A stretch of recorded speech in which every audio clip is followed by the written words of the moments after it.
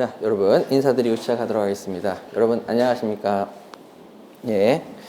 자, 여러분 오늘 프린터물이 조금 있죠. 자, 프린터물을 좀 잠깐 봐주실래요? 첫 번째는 이제 법률행위 유효 무효라고 써져 있는 프린트가 있는데, 요거는 한 장짜리로 들고 다니셔야 되는 것이고요. 자, 그다음에 그 뒤에 보시게 되면 제가 이제 요약서에 오려 붙여야 될 내용들을 제가 프린트해서 가져왔습니다. 그래서 여기 요약서에 있는 내용을 지금 이걸로 좀 교체를 해주세요. 그래서 오늘 집에 가셔가지고 자, 거기 나와 있는 내용들을 전부 다 오려 붙여야 되는데, 이거 학원에서 실수를 했네요. 단면으로 뽑았어야 되는데 양면으로 뽑았네요. 제가 학원 밑에다 가서 다시 해놓겠습니다. 자, 여러분 여기 있는 내용들은 올해 이제 최신 판례가 전부 다 반영이 된 거고요. 그 다음에 지금까지 나온 모든 판례가 반영이 됐기 때문에 그 내용에 맞춰서 요약서를 좀 바꿔주셔야 되거든요. 추가되는 부분들이 좀 생겨서. 자, 그래서 여러분 그 자료 1페이지 잠깐 보시게 되면, 자, 페이지를 제가 써놨어요. 자, 맨 위에 보시게 되면, 자, 19페이지 해가지고 최신 판례 반영이라고 되어 있을 겁니다. 그럼 요 밑에 여기 1페이지라고 써 있는 거 여기 보시면은요. 자, 19페이지 최신 판례 반영이라고 해서, 자, 최신 판례가 반영된 내용을 거기다 추가해 놨어요. 그럼 이대로 오려 붙이시면 여러분 요약서가 교체가 되시겠습니다. 자, 34페이지도 최신 판례 반영이고, 그 다음에 81페이지도 객관식 수업을 들으신 분들 거기에 좀 추가될 내용이 하나 더 생겨가지고 써놨고요.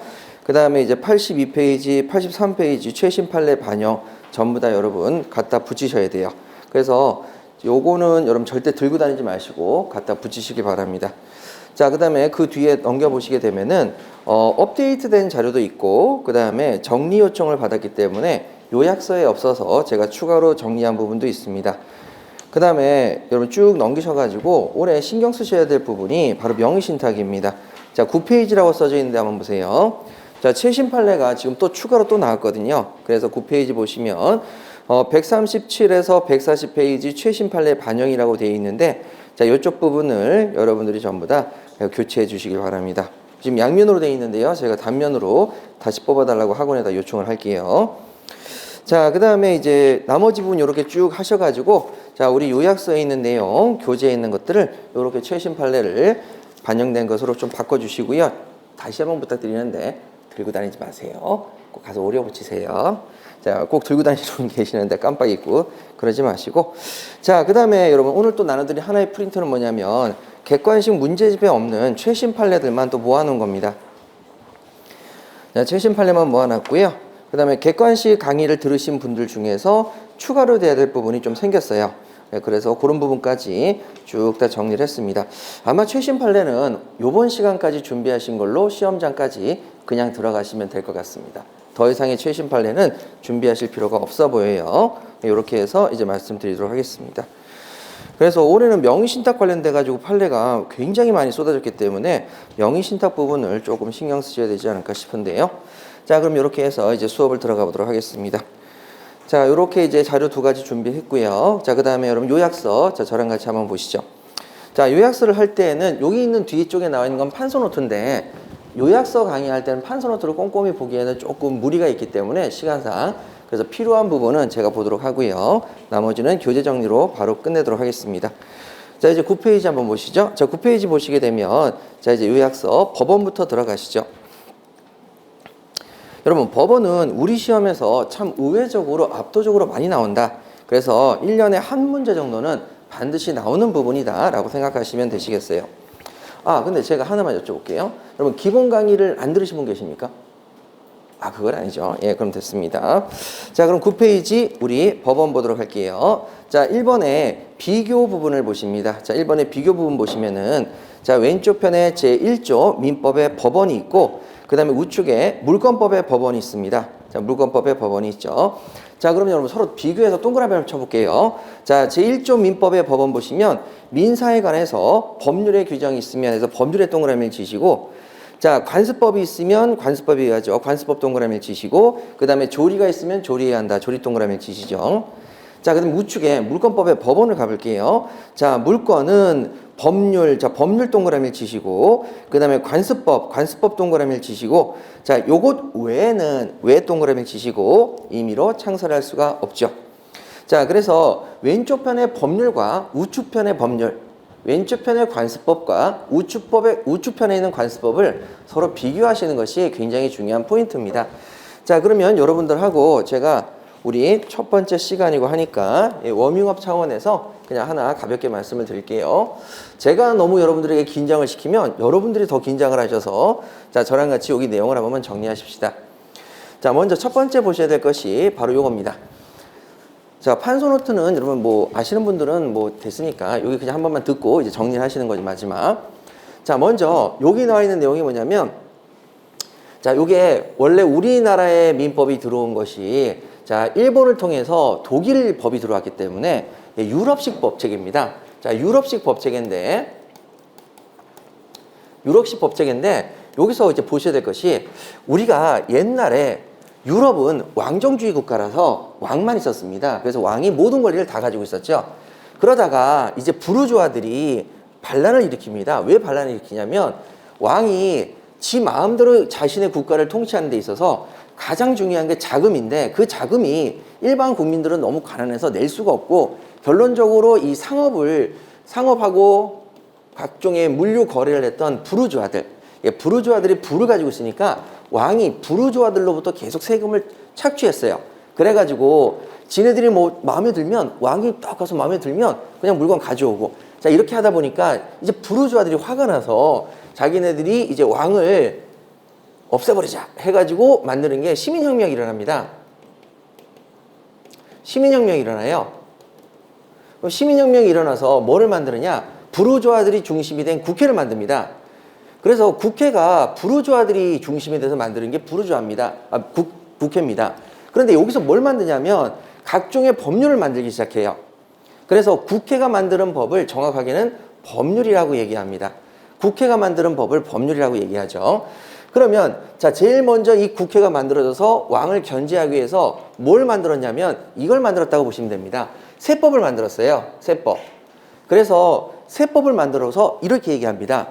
왕이 세금을 징수하고 싶어? 그러면 우리가 국회가 만드는 세법률에 의해서 세법률인데 줄여서 법이라고 한 거예요. 세법률에 의해서 세금을 징수해라. 이렇게 얘기를 합니다. 그러니까 왕이라는 사람이 국회가 만드는 세법에 따르지 않으면 징수를 못하는 거죠. 그래서 지금도 우리나라는 조세법률주의라고 해서 조세를 거두고 싶어 법률에 의해서 근거가 있어야만 세금을 거둘 수가 있게 됩니다. 이게 이때 만들어진 거죠.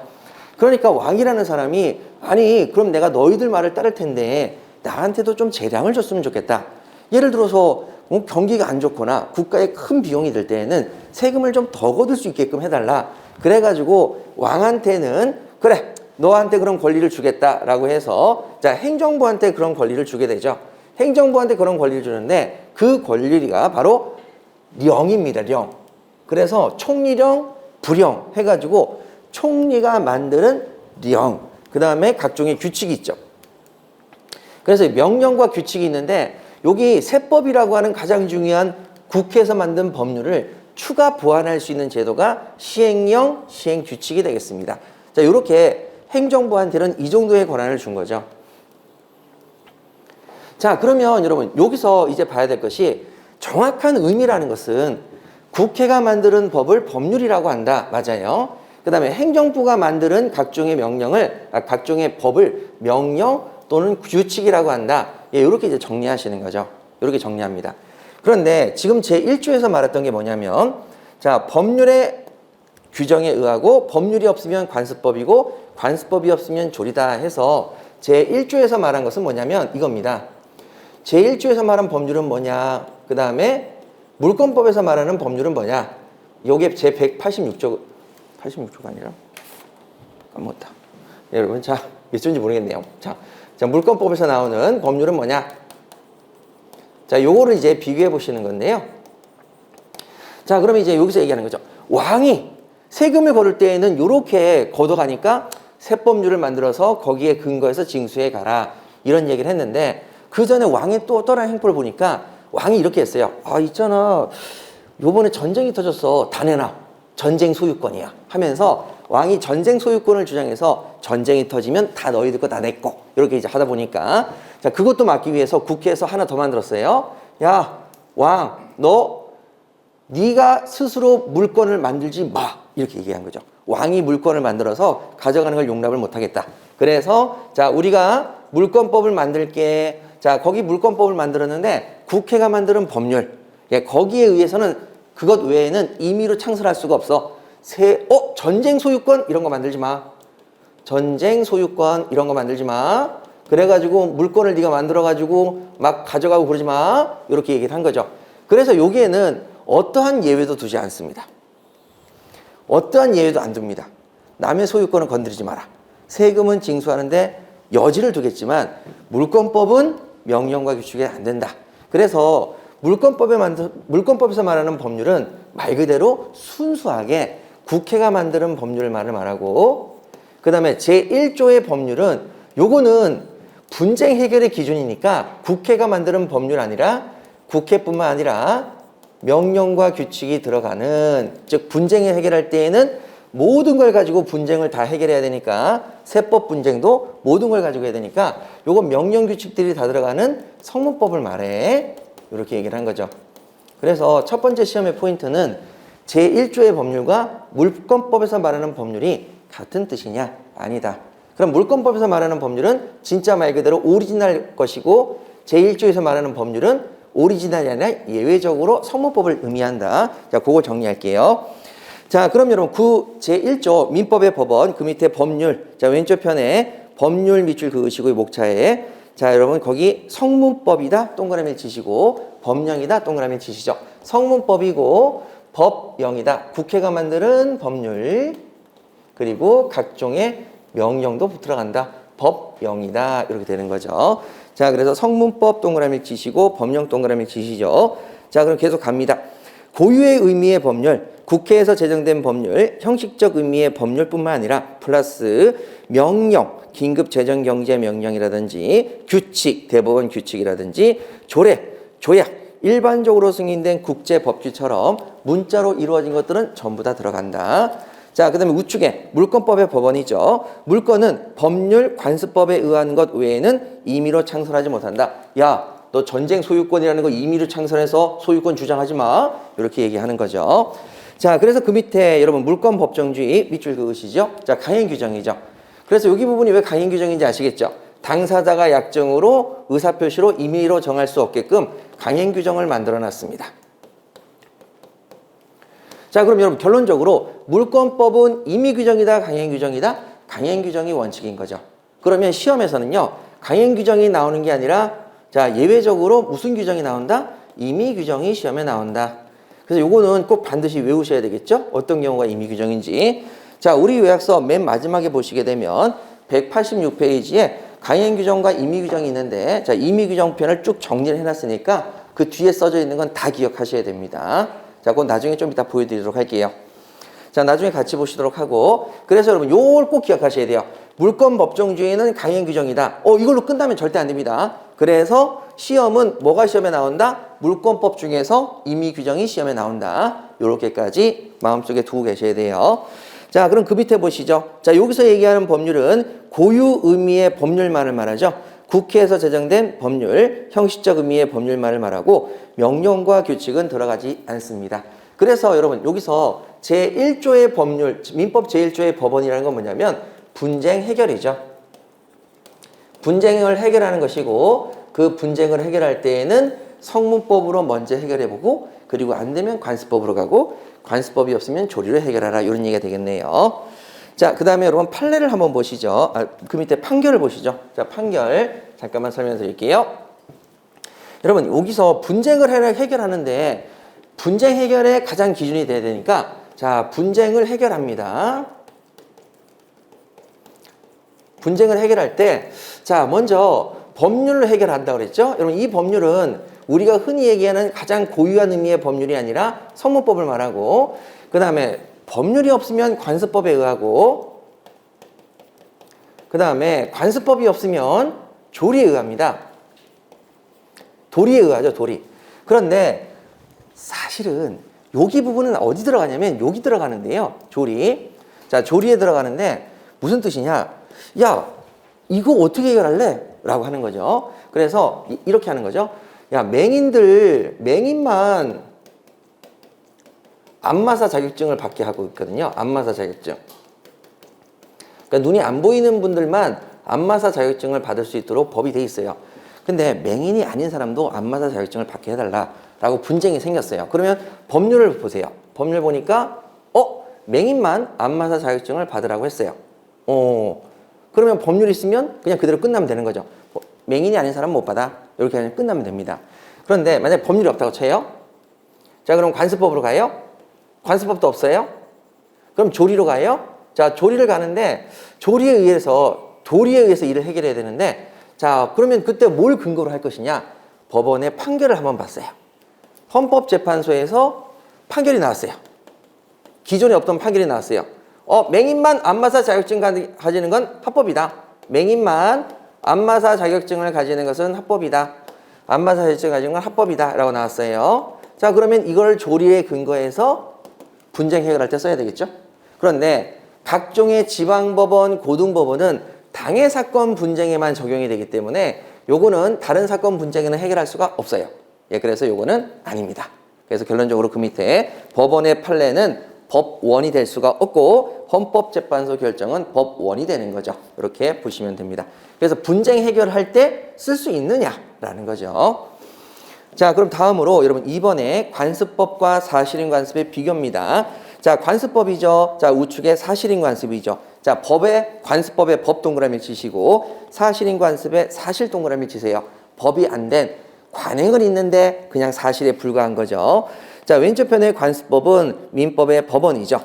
자, 그리고 여러분 요건을 보시게 되면 거듭된 관행에다가 법적 확신, 법이죠. 그래서 법적 확신과 인식을 얻었기 때문에 관습법이고, 자, 우측에 사실인 관습을 보시면은 사실인 관습은 법원에 쓰는 게 아니죠. 법원이 아니라 법률행위의 해석 기준이자 의사 보충 기능에 불과합니다. 그래서 요거는 법적 확신은 없기 때문에 요건에 동그라미 씨를 가시면 거듭된 관행만 있지 법적 확실은 결여되었다. 이렇게 나와 있네요. 자, 그럼 이제 왼쪽 편에 관습법을 보도록 하시죠. 자, 관습법은 세 칸으로 나눠져 있죠. 자, 효력 부분에 보시면 점선으로 첫 번째 칸, 두 번째 칸, 세 번째 칸이 있습니다. 자, 첫 번째 칸에 동그라미 밑줄 그으세요. 법적 확신을 갖지 않게 되었다. 밑줄 그으시고, 두 번째 칸, 성문법에 대한 열후적 보충적 효력 밑줄 그으시고, 자, 세 번째 칸, 헌법에서 즉 전체법실세에 부합하지 않은 경우 밑줄 그으셔서 세 가지를 분리해 놓은 겁니다. 자, 그럼 첫 번째가 뭐냐면 관습법이 법적 확신과 인식을 갖춰야만 관습법인데 사회 구성원이 더 이상 법적 확신을 갖지 않게 되었다면 더 이상 법이 아니죠. 그래서 관습법의 효력이 없어집니다. 자, 두 번째, 성문법에 대해서 어떻게 합니까? 라고 하니까 성문법에 대해서 보니까 성문법에 비해서 보니까 열을 세우면 뒤에 세우고 성문법이 없을 때에만 얘를 보충적으로 쓰니까 열후적, 보충적 성격이 되는 거죠.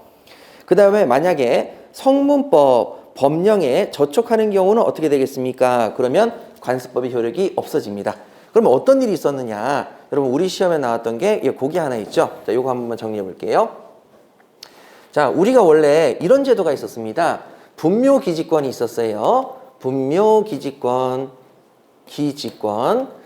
자, 그래서 남의 땅에다가 분묘를 설치를 해서 20년 정도 지나면 그때는 분묘기지권이 생겨요. 그래서 20년의 취득시효를 인정해 줍니다. 근데 그게 종래부터 관습법으로 쭉 있어 왔어요. 관습해가지고 관습법처럼 법적 확신으로 인식이 되었습니다. 그래서 남의 땅에다가 묘지를 쓰는 건 그건 절대 뭐 미안한 마음이 드는 게 아니었어요. 그냥 가서 했거든요. 그런데 자, 드디어 이게 너무 많다 보니까 분쟁이 생기기 시작했죠. 그래서 뭐 산을 산다 할 때 분묘를 이전하라는 게 굉장히 중요한 포인트고 심지어 농지에도 분묘가 있으면 이전하라고 하거든요. 자, 그러다 보니까 법을 만들어요. 장사 등에 관한 법률 해가지고 여러분 법을 만들었어요. 성문법을 만들었죠. 그리고 얘기합니다. 야, 이 장사 등에 관한 법률에서는 취득시효에 따른 분묘기지권을 인정하지 않겠어 라고 법을 만들었죠. 그러면 장사 등에 관한 법률이 시행됐어요. 시행되면은 그 시행된 시점부터는요 분묘기지권을 인정하지 않겠다 그랬어요. 그러면 관습법은 이제 사라지는 거죠. 그래서 성문법이 우선이고 관습법은 뒤인데 서로 저촉하잖아요. 관습법은 분묘기지권의 취득시효를 인정했고 장사 등에 관한 법률은 인정하지 않아요. 그래서 장사 등에 관한 법률이 시행이 됐어요. 시행되고 나서부터는 저촉이 되죠. 관습법은 인정하는 분묘기지권의 취득시효를 장사 등에 관한 법률은 인정하지 않거든요. 예, 충돌이 생기니까 그때는 저촉하는 거죠. 저촉하면 관습법의 효력이 없어집니다. 그런데 자 여기서 이런 얘기가 나왔죠. 장사 등에 관한 법률이 시행되기 전부터 있었던 건 어떻게 합니까? 이건 인정. 장사 등에 관한 법률 시행 이후부터 분묘기지권이 없어졌으니까 그 전에는 계속 인정하겠다. 그럼 옛날서부터 인정했던 건 계속 인정해주고 장사 등에 관한 법률 시행 이후부터는 새로운 분묘를 기지권을 취소하는 걸 인정하지 않겠다는 거죠. 자, 그래서 여러분 거기 보시죠. 성문법 법령에 저촉한다면 관습법의 효력이 X. 그래서 법령에 저촉되지 않아야 관습법의 효력이 인정됩니다. 자, 조그만한 글씨 보시죠. 장사 등에 관한 법률 시행 후에 동그라미 치시죠. 장사 등에 관한 시행 후 설치된 분묘는 종래 관습법으로 인정되었던 분묘기지권의 시효 취득을 인정하지 않겠다. 그러니까 여러분 쭉 시효 취득을 인정했다가 장사 등에 관한 법률이 우리 인정 안 해. 그러면 그때부터는 인정이 안 되지만 과거의 것은 계속 인정이 된다 안 된다? 된다. 이렇게 정리하시면 끝나겠죠. 자, 그 다음에 세 번째입니다. 헌법 전체 법질서에 부합하지 않아야 되겠죠. 자, 부합하지 않는 경우라면 어떻게 되느냐? 관습법의 효력이 없어집니다. 이 정도 체크하시면 되겠네요. 자, 그 다음에 우측에 사실인 관습을 보시죠. 사실인 관습은 하나만 기억하시면 됩니다. 조문이죠. 세 번째 줄에 임의 규정이죠. 선량한 풍속, 기타 사회질서와 관계가 없기 때문에 이 규정은 당사자가 마음대로 바꿔도 되는 임의 규정입니다. 그래서 임의 규정과 다른 관습이 있을 때 가장 중요한 단어는 이거죠. 당사자의 의사가 명확하지 아니할 때 그때는 뭐에 따른다? 관습에 따른다. 관습 동그라미 꼭 쳐주시기 바랍니다. 자, 그 다음에 입증이죠. 자, 입증. 그럼 마지막으로 정리 한번 해보실까요? 자, 관습법이니까 법. 자, 관습법이니까 법이죠. 자, 그래서 누가 입증하느냐라고 하니까 관습법은요 법입니다. 그래서 법원이 직권으로 입증해주면 됩니다. 자, 그런데 사실인 관습이죠. 사실인 관습은 관습인데 사실에 불과하죠. 사실에 불과하니까 누가 입증한다? 당사자가 입증합니다. 이게 이제 주류적인 판례입니다.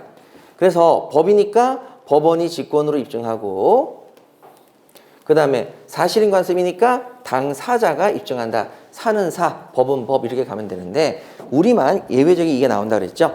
자, 여기 예외적인 판례가 하나 있는데 법원이 직권으로 판단한 아주 예외적인 잘못된 판례가 하나 있습니다. 교수님들은 이렇게 얘기합니다. 법관들이 술 먹고 잘못 판단했다. 그런데도 우리 시험에 나오니까 자, 사실인 관습은 법원이 직권으로 판단하기도 한다. 이렇게 꼭 좀 체크해 두시죠. 그래서 당사자가 주장 입증, 법원이 직권으로 판단도 가능하다.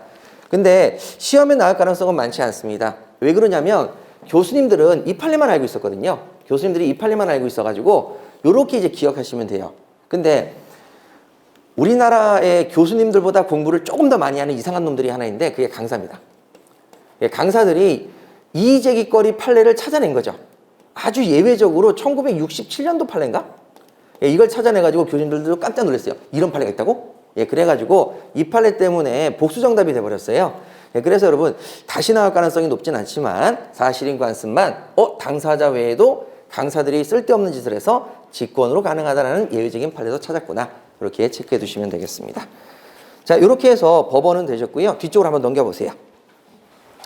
자, 3번에 판례입니다. 판례 보시게 되면 자, 왼쪽 편에 관습법이 되는 거 O 밑줄 그으시고 우측 편에 관습법이 되지 않는 경우 밑줄 그으셔서 자, 저랑 같이 정리해 보시죠. 자, 왼쪽 편은요 여러분 그냥 보시면 됩니다.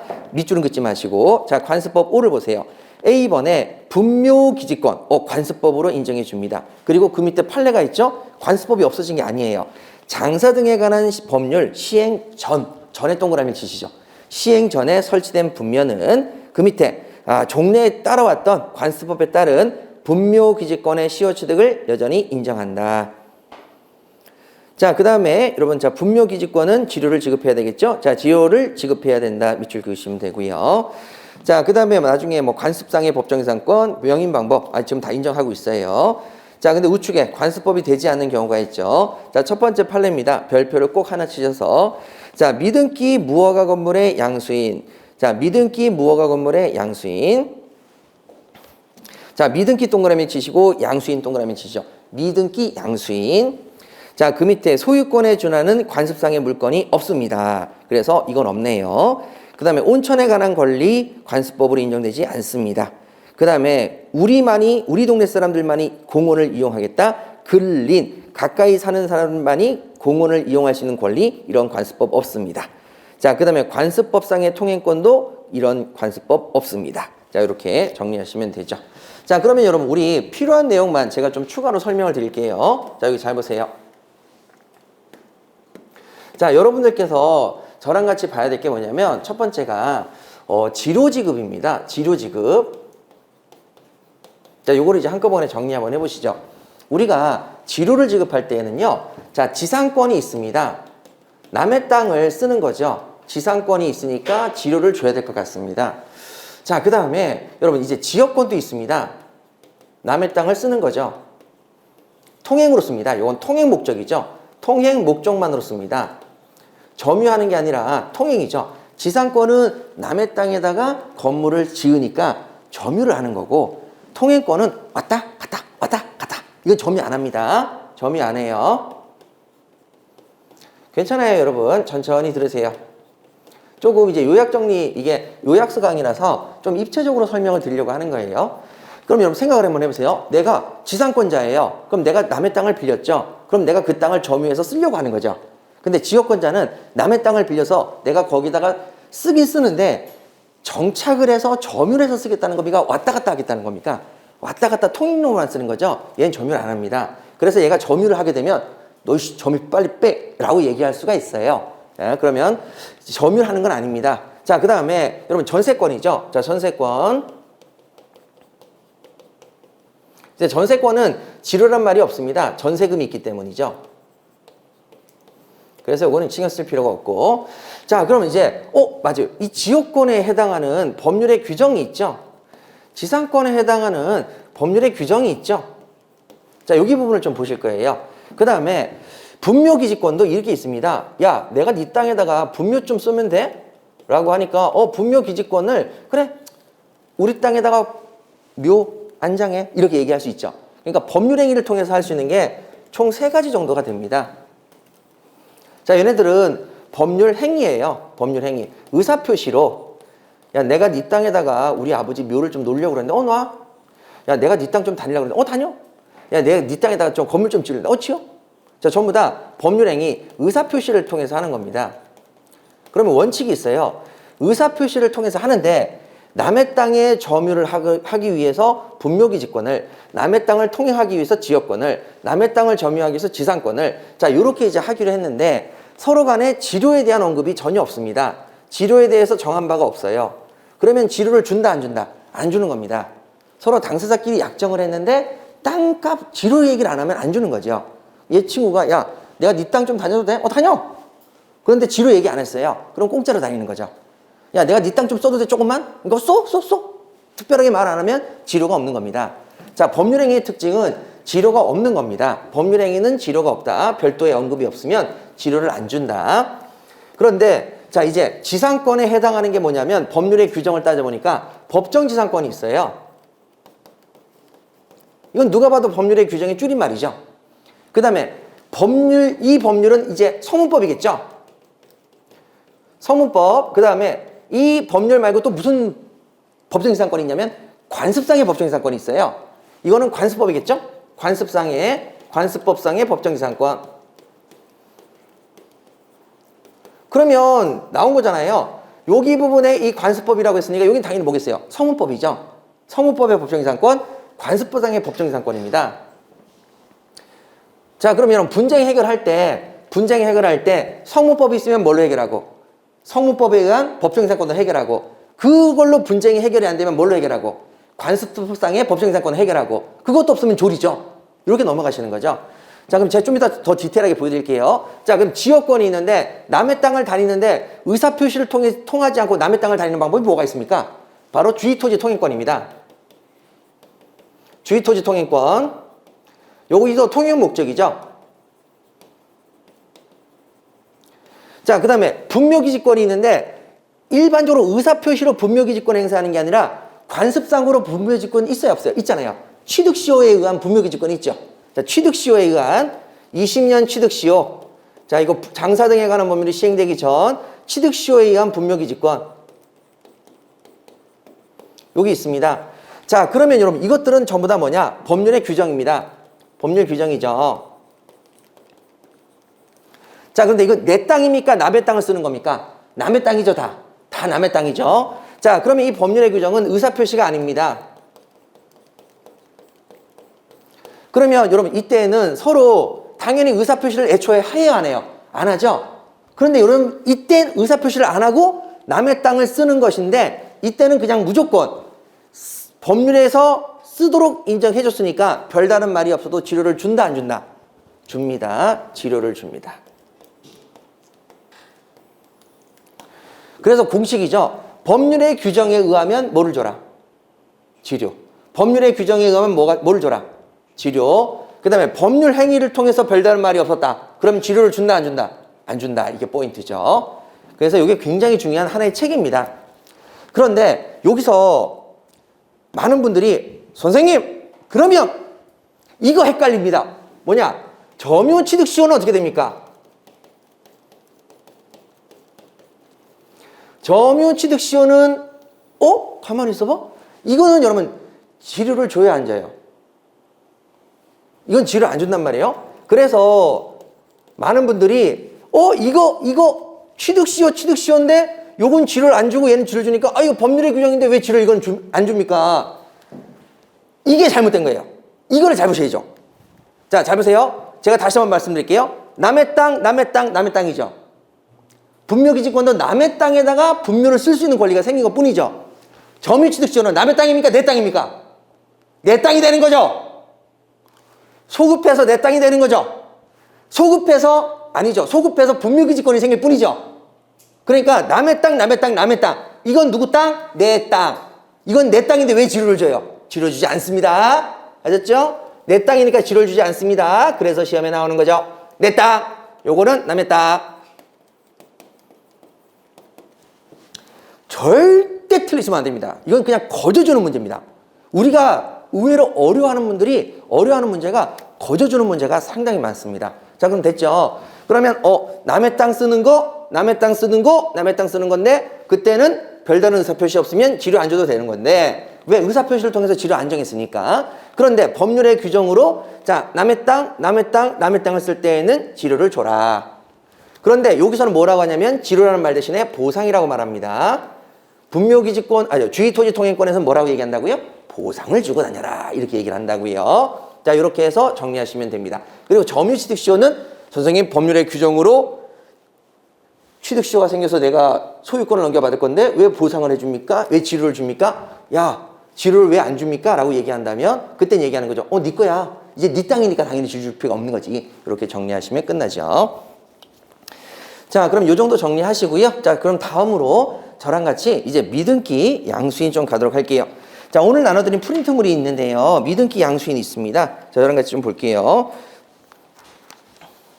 되게 어려워하셔서 그 부분만 따로 정리했으니까 오늘 나눠드린 프린트물 5페이지를 한번 보세요. 미등기 양수인. 자, 시험에 나올 수 있는 것들을 최신 판례까지 싹 다 정리가 돼 있습니다. 그래서 올해 미등기 양수인은 좀 신경 써주시길 바래요.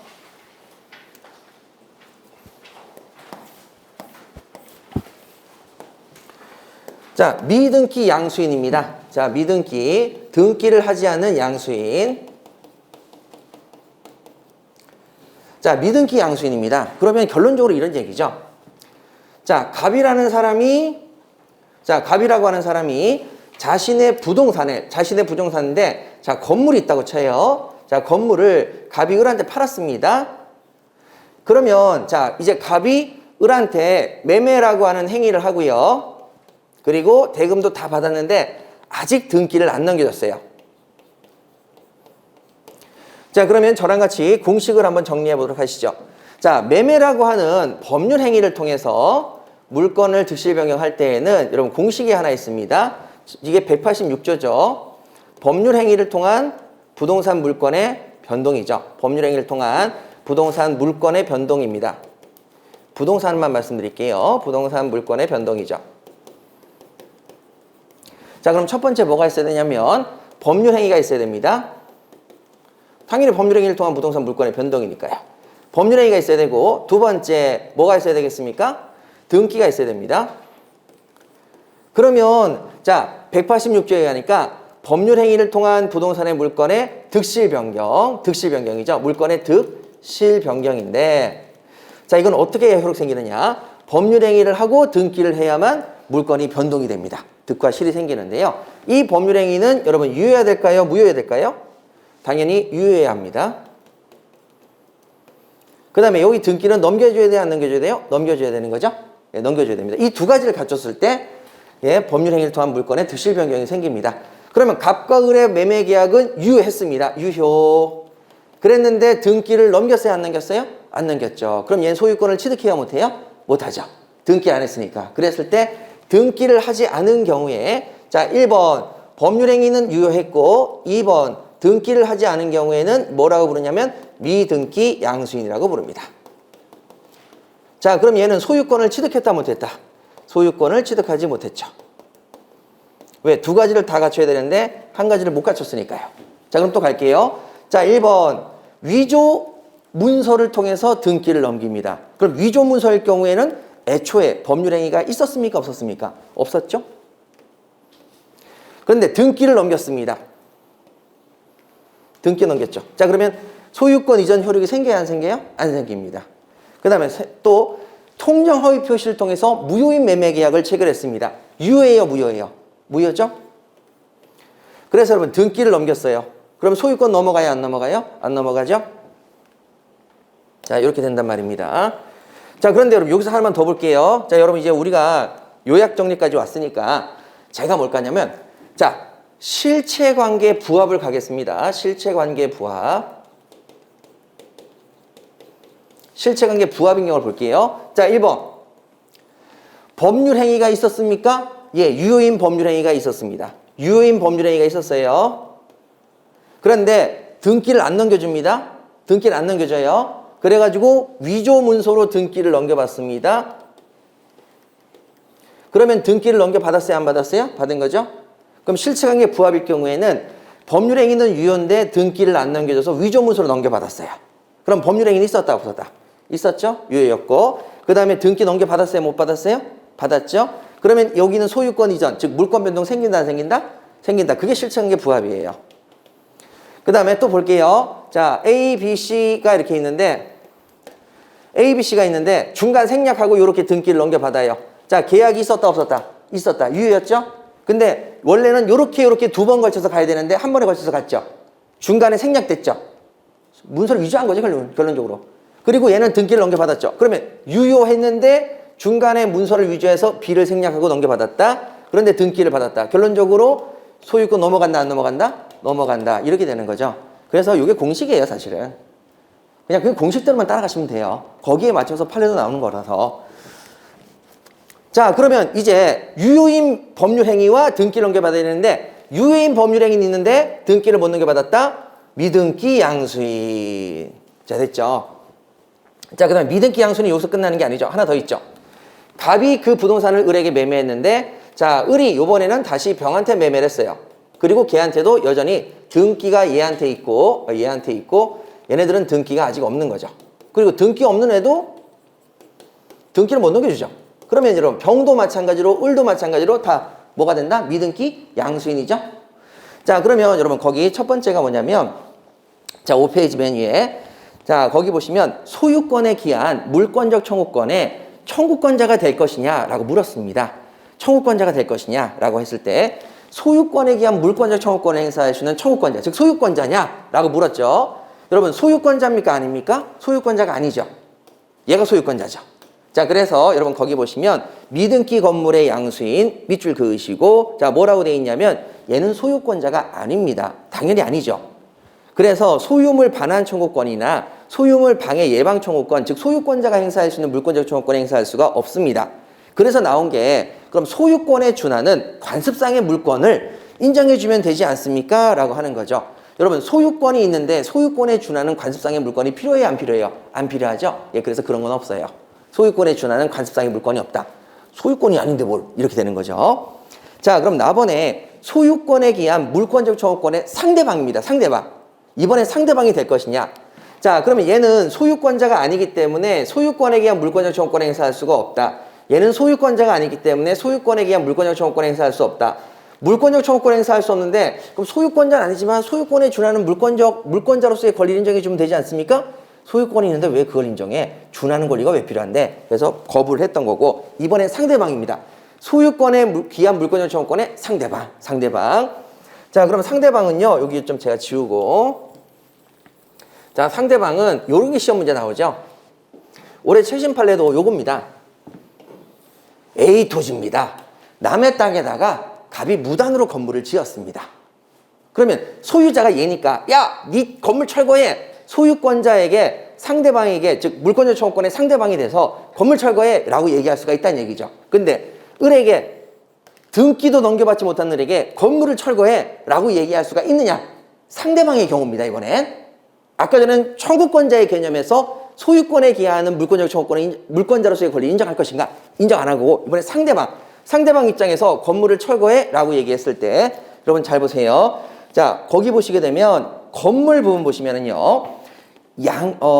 죄송해요. 자, 건물 부분을 이거 보고 했어야 되는데 자, 그럼 얘가 요렇게 미등기 건물의 양수인에게 건물자가 야, 이거 내 건물이니까 너 아직 등기 안 됐지?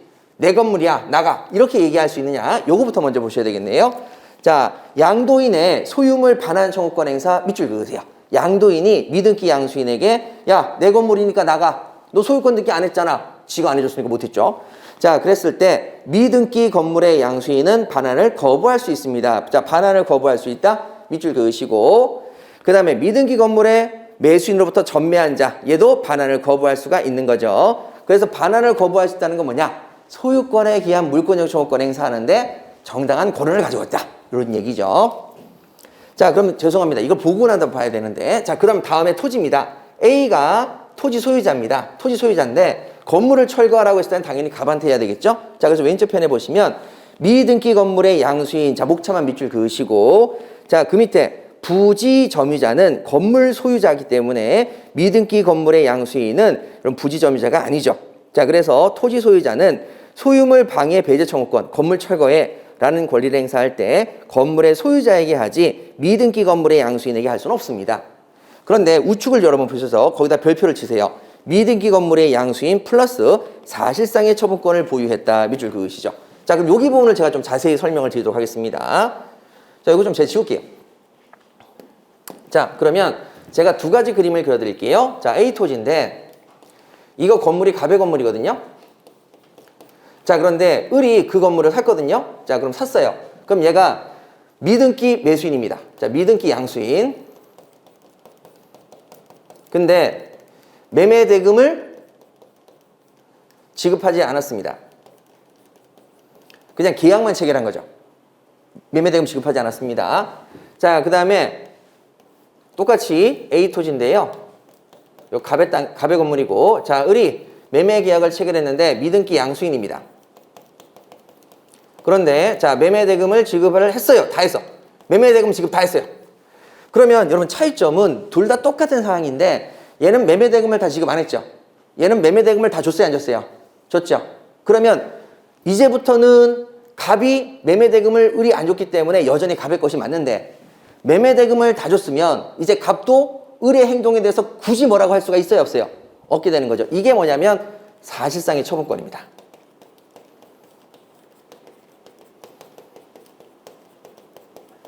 사실상의 처분권을 얻은 거죠. 자, 그럼 이제 보세요. 자, A가 갑한테 야, 건물 철거해 하고 자, 소유권에 기해서 자, 권리를 주장했죠. 건물 철거하라고. 그럼 갑의 건물 소유니까 건물을 철거하라는 건 할 수 있는데 을한테 야, 건물 철거해 라고 한다면 여러분 이거 되겠어요, 안 되겠어요? 건물 철거하면 되겠어요, 안 되겠어요? 을의 건물이 아니죠. 그러니까 난 못해. 내 건물 아니야. 이렇게 해서 이건 못하고 결론적으로 이렇게만 행사하라는 게 왼쪽입니다. 그 다음에 우측은 자, A가 야, 건물 철거해 라고 얘기하니까 갑이 그래 알았어 하고 철거할 수 있는데 자, 을한테 건물 철거해 라고 얘기했다. 그래서 을이 알았어 하고 건물을 철거한다 그래서 갑이 뭐라고 하겠어요, 안 하겠어요? 안 하죠. 돈 다 줬으니까. 그러니까 뭐를 가졌다는 거 꼭 보셔야 돼요. 사실상의 처분권을 가지고 있다는 거 보셔야 돼요. 사실상 처분한다고 해서 갑이 뭐라고 안 한다. 아셨죠? 이게 사실상의 처분권을 가지고 있는 경우죠. 자, 그래서 우측에 보시니까 여러분 거기다가 별표 치시고 밑줄을 꼭 그으세요. 부지 점유자는 건물 소유자에게도 철거를 청구할 수가 있지만 미등기 건물 양수인에게도 철거를 청구할 수가 있게 됩니다. 그래서 그 밑에 내려와 보세요. 토지 소유자의 소유물 방해 제거 청구권, 방해 배제 청구권, 다시 말해서 건물 철거죠. 건물 철거를 행사할 수 있느냐? 건물 소유자에게도 할 수 있고 미등기 건물 양수인에게도 할 수 있습니다. 뭐를 갖추고 있는 미등기 건물의 양수인? 사실상의 처분권이요. 이걸 갖추고 있는데, 자, 그런데 최신 판례는 뭐냐? 거기 위에 있는 바로 양자 모두 부지의 점유 사용에 따른 부당이득 반환 청구권이죠. 자, 여러분 여기서는 부당이득 반환 청구권을 누구한테 행사하겠어요? 야, 너 왜 남의 땅에다 건물 짓고 그래? 부당이득 반환 청구는 당연히 누구한테만 한다? 갑한테만 하는 거죠? 얘한테는 해야 안 해요? 안 하는 거죠? 그런데 여기서는요, 부당이득 반환 청구권을 누구한테 행사할 수도 있다? 사실상의 처분권을 가진 얘도 행사할 수 있고 얘한테도 행사할 수가 있어요. 그래서 거기 꼭 밑줄 그으세요. 양자 모두 부지의 점유 사용에 따른 부당이득 반환 의무가 있어요. 그리고 얘네들은 서로 연대한다는 의사가 없었기 때문에 부진적 연대 채무예요. 둘 중에 한 명 누구에게나 전액을 청구할 수 있게 돼요. 부진적 연대 채무. 여기까지. 올해 7심 판례입니다. 꼭 좀 기억해 주셔야 돼요. 그래서 미등기 양수인과 사실상의 처분권을 가지고 있는 미등기 양수인은 달라요. 전혀 다릅니다. 이렇게 정리하시면 되죠. 자, 되셨죠? 그래서 여러분 우리가 시험 문제 읽으실 때 미등기 양수인 딱 나오면은 두 가지로 나눠보세요. 가번처럼 청구권자인 경우에 미등기 건물의 양수인이냐라고 해서 소유권에 준하는 관습상의 물건을 인정할 것이냐 안 한다. 이건 청구권자로서 인정을 할 필요가 있느냐 필요 없다 이런 얘기고, 나번에 상대방이냐라고 했을 때에는 사실상의 처분권입니다. 사실상의 처분권. 예, 그렇게 두 개를 나눠보셔야 돼요. 아셨죠? 자, 굉장히 중요한 말씀 드렸습니다. 자, 되셨고요. 자, 그럼 10페이지까지 이제 완전히 정리가 되셨습니다. 자, 그래서 여러분 올해 관습법 시험에 나올 가능성이 상당히 높으니까 특히 무허가 미등기 건물의 양수인을 좀 모아서 시험 문제 내지 않을까 싶어서 올해 그렇게 정리해놨으니까 여러분 잘 보시고요. 자, 요약서 11페이지 한번 가보시죠. 자, 제2장 권리 의무입니다. 자, 권리 의무 보시면은 여러분 1번에 청구권과 항변권이죠. 청구권과 항변권. 자, 거기 보시면은요. 왼쪽 편은 시험에 나올 만한 내용이 자 없는데 어쨌든 밑줄은 그거 보시죠. 왼쪽 편 목차. 재판상 재판에 모두 행사 가능하다. 그 다음에 우측에 재판상으로만 행사 가능하다. 다른 말로 재판상으로 반드시 소를 제기해라. 그래서 소를 내라 출소. 그래서 그 기간이 적혀져 있으면 출소 기간이라고 부르죠. 자, 재판상 재판에 모두 행사 가능하니까 자 A번에 밑줄 그으세요. 채권 밑줄 그으시고 물권 밑줄 그으시고, 채권자가 행사할 수 있는 청구권은 채권적 청구권, 물권자가 행사하는 건 물권적 청구권이죠. 자, 물권적 청구권이 우리 시험에 나오는데 동그라미 B. 재판상 재판에 모두 행사 가능한 것은 본권에 기한 물권적 청구권. 그 다음에 재판상으로만 행사 가능한 즉 출소 기간인 것은 무슨 청구권이죠? 점유권에 기한 물권적 청구권밖에 없죠. 그래서 점유권에 기한 물권적 청구권을 별표를 2개 치셔서 꼭 요거는 기억하셔야 됩니다. 소유권에 기한 물권적 청구권은 재판상 재판에 모두 행사가 가능합니다.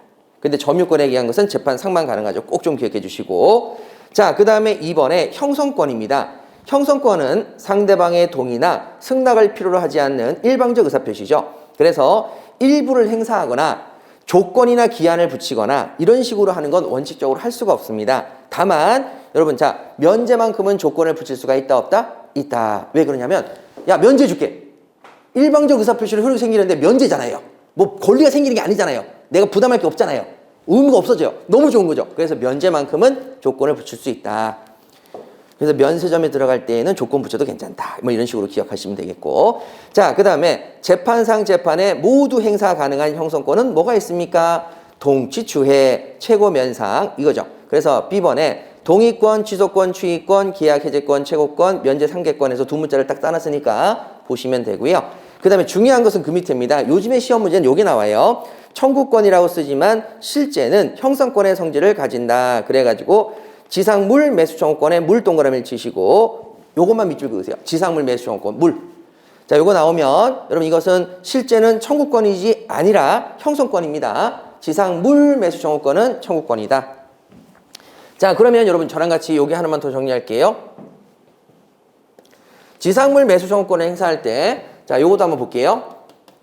지상권 설정자가 있습니다. 지상권 설정자가 지상권자에게 지상권을 설정해 준 거죠. 그러면 지상권을 몇 년 하기로 했냐? 30년을 하기로 했습니다. 최단 기간 30년. 자, 30년이 종료가 됐어요. 그럼 지상권자는 지상권 설정자에게 야, 다시 한번 우리 지상권 계약하면 안 될까? 라고 해서 첫 번째 뭐를 청구하죠? 갱신을 청구합니다.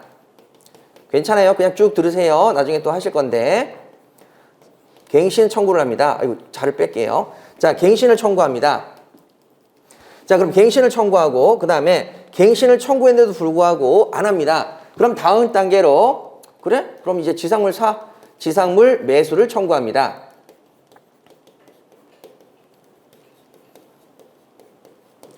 자, 그러면 여러분 여기서 우리 봐야 될 것이 여러분 갱신을 청구하는 것은 이거는 청구권입니까? 형성권입니까?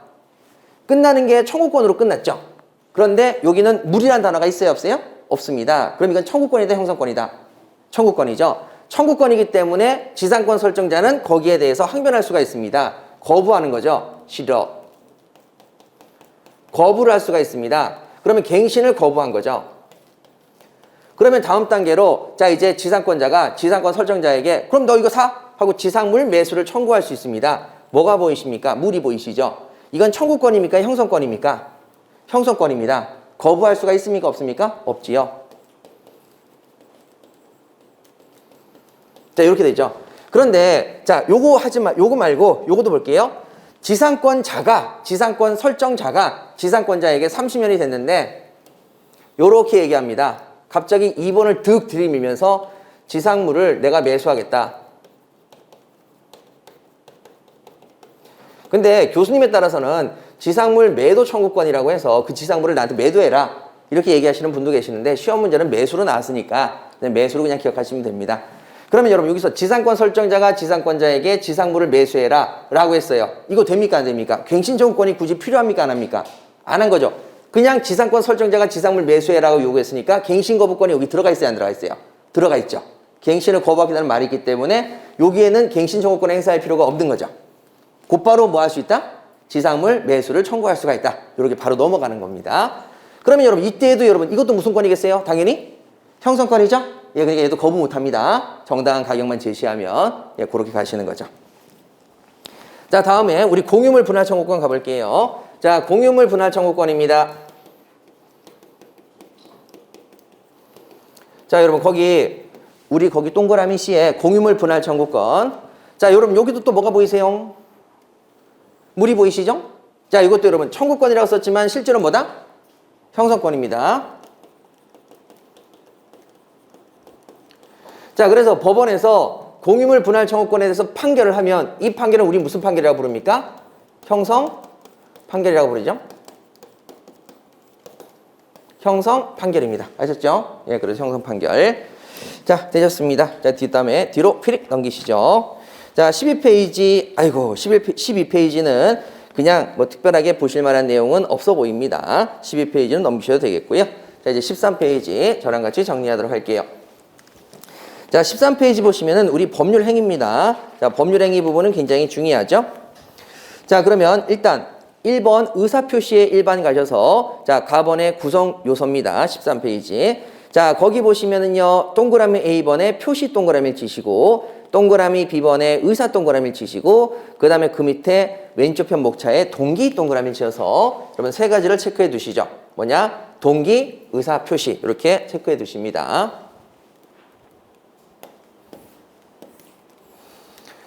자, 동기 의사 표시죠. 자, 그럼 갑니다. 우리가 의사를 가지고 있고 그것을 외부에 표시한다. 얘를 묶어서 의사 표시라고 합니다. 그러면 다음으로 우리 동기라고 하는 부분이 있는데 이 동기는 의사 표시 내용에 들어간다 안 들어간다? 원칙적으로 안 들어갑니다. 그래서 점 이렇게 돼 있죠. 의사 표시 내용이 안 들어갑니다. 그래서 거기 우측에 밑줄 그으세요. 원칙. 동기는 의사 표시다 아니다. 아니다. 거기다 밑줄 그으시면 되죠. 우리가 뭘 하기로 한 그 동기나 계기가 의사표시 내용에 들어갈 수가 없는 거죠. 그런데 이 동기가 의사표시 내용으로 들어갈 수 있습니다. 그러면 어떻게 하면 들어갈 수 있습니까? 라고 하니까 그 밑에 예외죠. 자, 첫 번째, 동기는 뭐 되거나 표시되거나, 표시되면 그 동기가 의사표시 내용으로 들어온다 안 들어온다? 들어옵니다. 자, 그 다음에 또는 상대방에게 알려지면 되죠. 표시를 안 해도 상대방이 알려지면 그때는 그런 동기였어? 라고 알려지니까 의사표시 내용으로 들어옵니다. 그래서 상대방에게 알려진, 밑줄 그으시죠. 그러면 상대방에게 알려졌다는 건 굳이 표시를 했다는 겁니까? 안 했다는 겁니까? 안 해도 알려지기만 하면 됩니다. 그래서 그 밑에다가 이걸 꼭 쓰셔야 돼요. 표시하지 않아도 알려지면 그때는 그 동기가 의사표시 내용으로 들어온다 안 들어온다? 들어온다. 꼭 좀 기억해 두세요. 그래서 여기 부분에서 동기 부분은 어디서 시험에 나오냐면 두 군데서 시험에 나옵니다. 첫 번째 반사회적 법률행위에서 시험에 나오고, 지금 말씀드린 요거 반사회적 법률에서 시험에 나오고, 두 번째는 차고에서 시험에 나오니까 요 두 가지를 위해서라도 지금 여기서 기억하셔야 됩니다. 자, 동기는 의사표시가 된다 안 된다? 안 된다. 근데 동기가 뭐 하면 의사표시가 될 수 있다? 표시. 그 다음에 동기를 표시하지 않아도 뭐일 때? 상대방에게 알려질 때. 자, 요건 어디서 쓴다? 반사회적 법률행위하고 차고에서 시험 문제에 나오니까 꼭 개념을 잡아두셔라.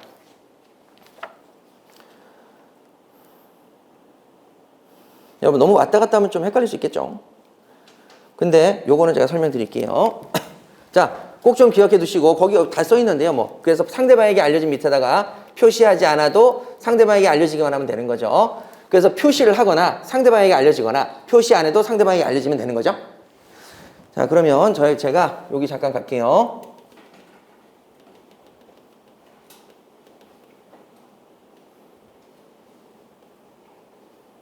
자, 보시죠. 여러분들에게 좀 입체적으로 보여드려야만 좀 오래 기억에 남을 것 같아서 자, 입체적으로 한번 보도록 하겠습니다.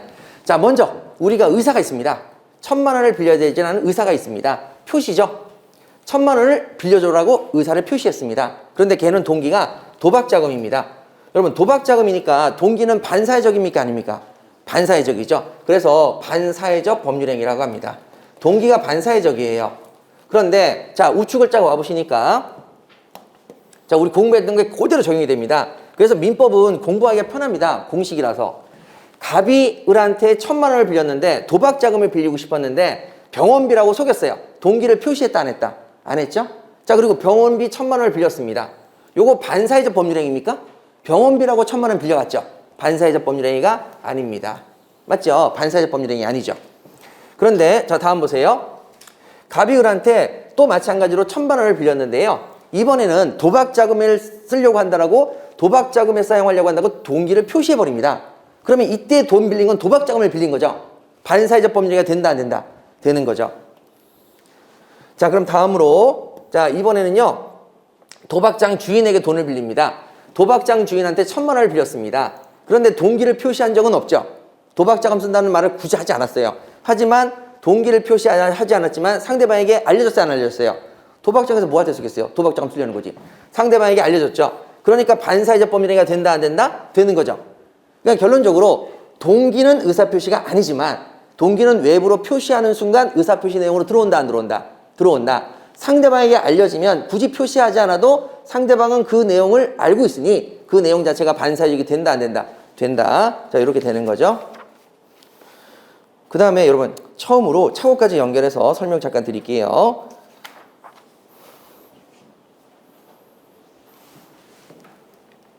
죄송합니다. 이게 페이지를 이렇게 해서 넘기는 것밖에 몰라가지고 제가. 자, 이번에 보시죠. 여러분 드디어 나왔습니다. 동기의 차고, 동기의 차고.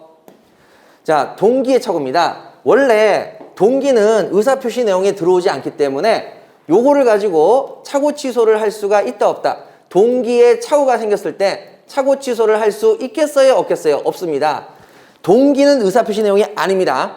그러니까 동기의 차고가 일어났다고 해서 차고 취소를 할 수가 없습니다. 그런데 그 동기가 뭐 되거나 표시되거나 상대방에게 뭐 하거나 알려지면 상대방에게 알려지면 그때는 여러분 동기의 착오를 이유로 착오 취소가 된다 안 된다? 됩니다. 요때 여기 요런 상황이 벌어지게 되면 착오 취소가 가능해진 거죠. 착오 취소 가능하다. 착오 취소 가능하다. 자, 그러면 여러분 동기를 표시했습니다. 그런데 동기에 착오가 생겼죠? 착오 취소를 할 수 있게 됐습니다. 왜? 의사표시 내용으로 들어왔죠. 그런데 합의까지 갈 필요가 있습니까? 뭐만 하면 충분합니까? 동기는 뭐 하기만 하면 충분하다? 표시만 하면 충분하죠? 합의까지 갈 필요는 없는 거죠. 합의까지 갈 필요는 없습니다. 지금까지 공부했던 내용이잖아요. 뭐 어려워요. 자, 그 다음에 동기를 표시한 적이 없습니다. 근데 상대방에게 알려줬습니다. 그럼 착오 취소가 가능한데, 자, 요건 어떻게 시험에 나오느냐? 동기의 착오를 누가 유발했다? 상대방이 유발했다. 동기의 착오를 누가 유발했다? 상대방이 내 동기의 착오를 유발한 거죠. 그러니까 상대방 때문에 내 동기의 착오가 생긴 거죠. 그러면 표시하지 않아도 상대방이 유발했으니까 상대방은 당연히 내 동기의 착오를 알아야 몰라요. 알겠죠? 그래서 표시할 필요 없이 상대방이 유발했다. 그러면 착오 취소 된다, 안 된다? 된다. 이렇게 되는 거죠. 자, 그럼 요약서 잠깐 정리해 보도록 할까요? 자, 요약서 한번 보시죠. 죄송합니다. 좀 왔다 갔다 하겠습니다. 요번만. 자, 입체적으로 좀 보셔서 한꺼번에 간단하게 끝내셔야 되니까요. 자, 우리 41페이지 한번 가보시죠. 자, 41페이지 요약서. 자, 사회적 타당성 해가지고 1번 반사회적 법률행위입니다. 자, 가번에 의의가 있죠. 자, 의의의 두 번째 동기입니다. 자, 거기다 밑줄 그으시죠. 표시되거나 표시 밑줄 그으시고 상대방에게 알려진 밑줄 그으시고 상대방에게 알려진 밑에다가 표시 X라고 쓰시고 표시 없이 상대방에게 알려지기만 하면 그러한 반사회적인 동기는 반사회적 법률행위 되시겠습니다. 자, 그렇게 정리하시고요. 자, 그러면 착오 취소를 가보세요. 착오 취소는 우리 요약서 자 47페이지에 있습니다. 47페이지. 자, 착오 부분을 보시죠. 자, 거기에 동기가 있습니다. 동기. 자, 동기 부분 보시면 자, 왼쪽에 목차에 보시면 표의자의 동기의 착오, 우측에 상대방에게 유발된 동기의 착오 이렇게 돼 있죠. 자, 거기 위에 동그라미 C가 있습니다. 밑줄 그으시죠. 표시 밑줄 그으시고 상대방에게 알려진 밑줄 그으시고 그랬을 때 무슨 취소가 가능하다? 착오 취소가 가능하죠. 자, 그 다음에 그 상대방에게 알려진 밑에다가요 꼭 쓰셔야 되겠죠. 표시할 필요가 있어요? 없어요? 없어요. 자, 그럼 왼쪽 편 보십니다. 표의자의 동기의 착오, 동기의 착오가 상대방에게 표시되면 충분하다. 표시 동그라미를 치시고 그 밑에 착오 취소 밑줄 그으세요. 그 밑에 동기를 의사표시 내용으로 하는 합의까지 필요 없다. 합의 X에 동그라미를 치세요. 표시만 하면 되지 합의까지 갈 필요가 없는 거죠. 자, 그 다음에 우측에 가보세요. 상대방에 의해서 유발된 동기의 착오, 즉 상대방에게 알려진 케이스가 되겠습니다. 상대방이 내 동기의 착오를 유발했으니 상대방은 내 동기의 착오를 알고 있는 거죠. 그래서 자, 판례 동기의 착오가 상대방에 의해서 유발될 경우에는 동기의 표시 불필요 밑줄 그으시죠. 표시할 필요가 없는 거죠. 그리고 착오 취소는 되는 거죠. 자, 이렇게 민법의 체계를 제가 여러분들에게 알려드리는 것밖에 없습니다. 제가 뭐 잘나서 그런 거 아닙니다. 여러분들이랑 저랑 차이점은 저는 그 체계를 알고 있고 여러분들은 모르고 계시니까 그걸 그대로 활용해 보시면 끝나시겠다. 그런 말씀 드릴게요. 자, 그러면 이제 13페이지 가셔야 되는데 자, 13페이지 나머지 방법 부분은 잠깐 쉬었다가 계속하도록 하겠습니다. 잠시만 쉬시죠.